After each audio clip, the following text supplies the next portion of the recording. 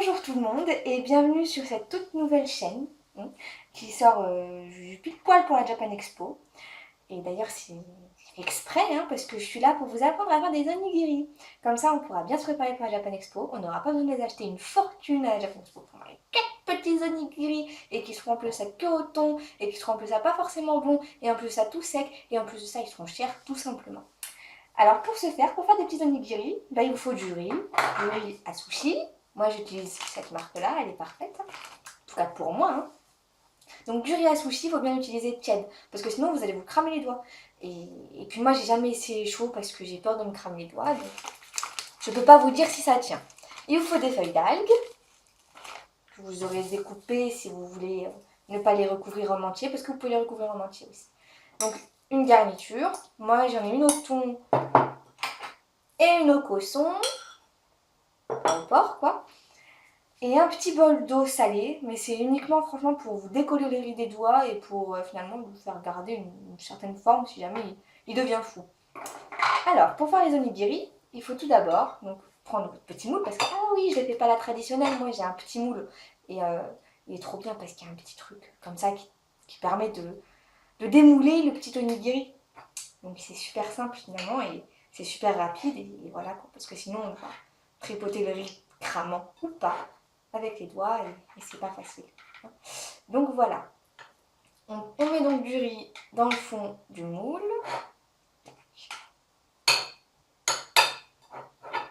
Donc on remplit jusqu'à la moitié à peu près, parce que sinon on n'aura pas de place. Ensuite on met un peu de garniture. Donc la garniture, pareil, on la met plus au centre qu'autre chose. Faut pas non plus trop en mettre parce que sinon ça tiendra peut-être pas.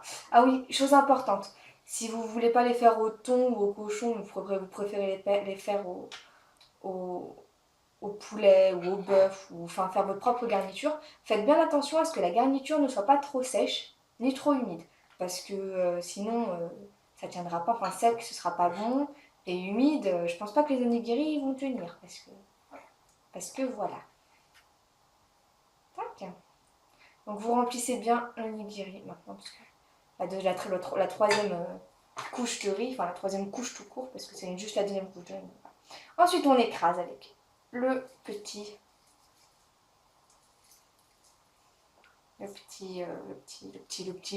toit, enfin, voilà, le petit couvercle. Hop, on démoule grâce au petit bip bip. Et on a un petit onigiri pas encore terminé, parce qu'on n'a pas mis la feuille d'algue, sinon c'est pas un onigiri. Donc voilà. Tac. Vous pouvez effacer un petit peu les petits défauts, les petites imperfections. Donc vous prenez votre feuille d'algue. Donc côté rugueux, vous le collez au riz en fait. Et le côté brillant, c'est le côté qu'on doit voir quoi. Tac. N'hésitez pas à vous mouiller un peu le doigt enfin vous mouiller un peu le doigt pour pouvoir bien faire coller la feuille d'algue. Et voilà un petit onigiri. Il est tout beau, il est tout chaud, il donne juste trop faim. Et puis voilà, et puis vous êtes prêts pour la Japan Expo, voilà, vous en faites autant que vous voulez.